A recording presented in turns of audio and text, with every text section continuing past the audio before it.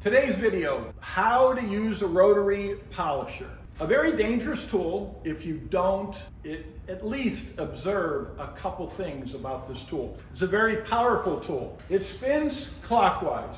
So you'll see this side of the buffer and this side of the buffer. When using the buffer, and I call this buffing on an edge and buffing off an edge. Never buff on an edge. Watch how I do this on this wing. Buffing off the edge.